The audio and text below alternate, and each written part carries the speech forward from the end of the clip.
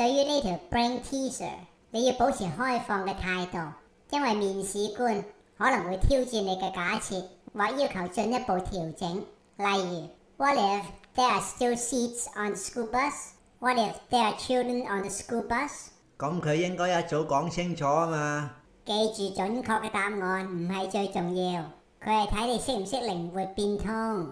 你可唔可以講下你嘅答案俾我參考下？我嘅答案係 infinity 無限。咁都得？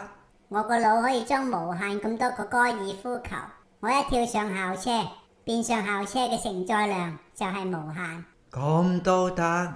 因為嗰份工係廣告文字撰稿人 copywriter， 而 copywriting 最講究創意，講故事嘅技巧，所以我用咗 golf ball 作為 ideas 嘅 metaphor。